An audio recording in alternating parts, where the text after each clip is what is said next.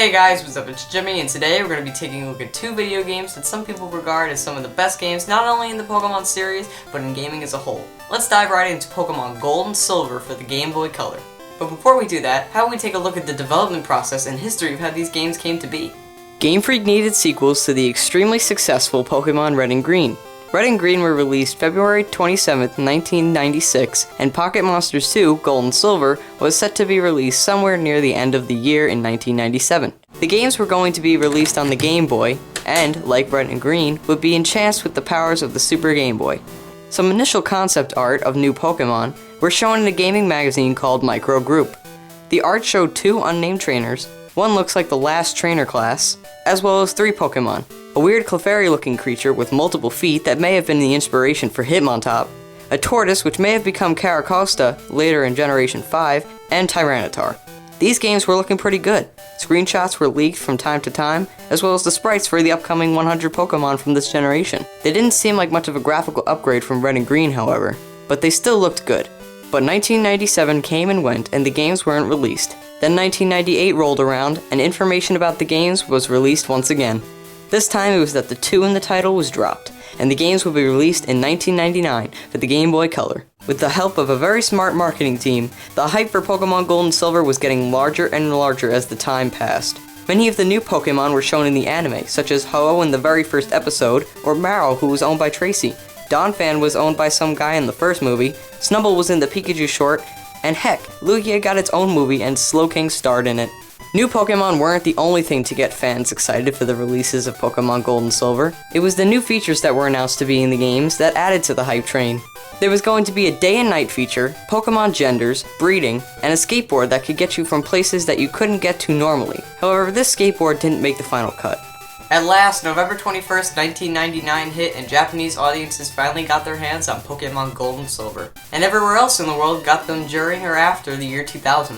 I remember my friends who were older at the time finally getting these games and letting me watch them play. A few years later I'd actually inherit these copies from them, but that was shortly after Pokemania had died down. Now that we know how these games came to be, let's take a look at the story. You start your journey in the Johto region as a young boy named Gold, who lives in Newbark Town. You're asked by your mom to go and visit Professor Elm and run an errand for him. When you visit the professor, he gives you a Pokemon to protect yourself on the way to Mr. Pokemon's house to receive a Pokemon egg. Like Red and Blue, there are 3 starter Pokemon to choose from in Gold and Silver. There's the Grass-type Chikorita, the Fire-type Cyndaquil, and the Water-type Totodile. After receiving the egg as well as the Pokedex from Professor Oak, you travel back to Newbark Town when suddenly some strange boy runs into you. After taking him down, you head back to the lab, only to find out that a Pokemon has been stolen, and that red-haired kid is actually a criminal. You can name him whenever you want. Most people call him Silver, which is what I'll be using to refer to him as in this review. After completing the errand for Professor Elm, he feels you have potential to do great things. And this is when the real adventure begins. You're on a quest not only to complete the Pokedex for Professor Oak, but to be the greatest Pokemon trainer of all time. And to do this, you have to take the Pokemon League Challenge and defeat the 8 gym leaders scattered across the region. While on your journey, you'll be wrapped up in legends, as well as having to take down the revived Team Rocket, who's on a search for their lost leader, Giovanni. It's an exciting story that's a lot of fun to play through. The best part about Pokémon Gold and Silver is that after the main quest, you can go back to where the series began. Kanto, of course. This is another chance for you to prove your Pokémon skills, and the original 8 gym leaders are waiting for you to do that.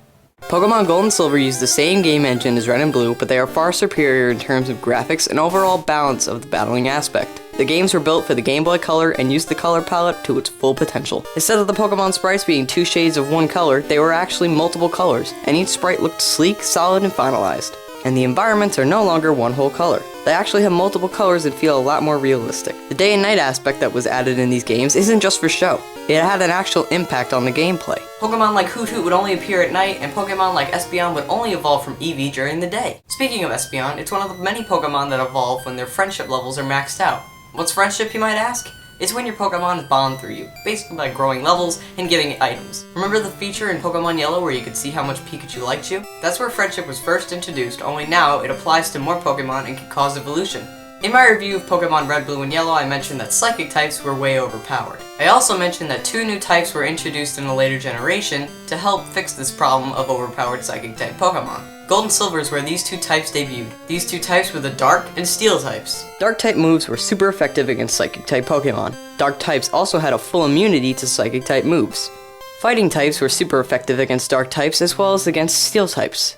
This helped boost fighting types' usability overall because they weren't very good in Generation 1. Many moves that were once normal type moves, such as Bite, became dark type moves. The powerful brains of Mewtwo and Alakazam are no match for the slide tricks of your Houndoom. Steel type Pokemon were very defensive and gave the electric type Pokemon Magnemite a new subtype.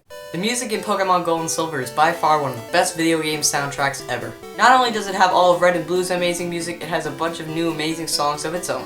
And of course, the most important addition to Pokemon Gold and Silver, besides all its new features, are the 100 new Pokemon added into the National Pokédex. Many of the designs of Generation 1's Pokemon are geared around genetic engineering and scientific experimentation.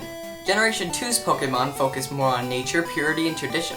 The legendary Pokemon Ho and Lugia are part of an ancient legend that's been passed down through generations. And the starter Pokemon are all monotype throughout their entire evolutionary line. Some minor complaints I have with these games are that while traveling through Kanto is fun and all, there really just isn't that much to do besides battle the gym leaders. Also, where's the Safari Zone? There's a map programmed into the coding, we just can't get to it and it doesn't have any Pokemon. I'm sure it was probably cut out because there was so much already jam-packed into these Game Boy cartridges, but still, it would have been a nice touch if they could try to find a way to fit it in there. Later on, Crystal was introduced and improved on some things not in Gold and Silver. Crystal brought us animated sprites, as well as the inclusion of the female Pokemon trainer Chris. Game Freak seemed to have wanted an option for a female playable character since Red and Blue, but this had to be scrapped until now. I'll probably cover Crystal more than I am at a later time. I don't own a copy yet, and I'll have to wait till I get one. So that's all I'll say for now. Pokemon Gold and Silver are amazing games that helped the Pokemon franchise as a whole become one of Nintendo's main family members. It proved that Pokemon wasn't just a passing fad and was here to stay. I'm very happy to give Pokemon Gold and Silver a perfect score of 10 out of 10. Game Freak truly crafted gaming masterpieces. Feel free to disagree with me about the score, I respect your opinion, but please respect mine. Thank you all so much for watching this video. I put a lot of hard work into it and I hope you enjoyed it. If you're new to my channel and you like what you saw today, please hit that subscribe button on top of this video. I would greatly appreciate it. Also, I have a Facebook and Twitter. Those links are down in the description below. Follow me on there. You'll know if I'm making new videos, playing anything new, or when I'm live streaming on Twitch TV. Once again, thank you all so much for watching this video. I greatly appreciate it and I'll see you guys next time with more videos.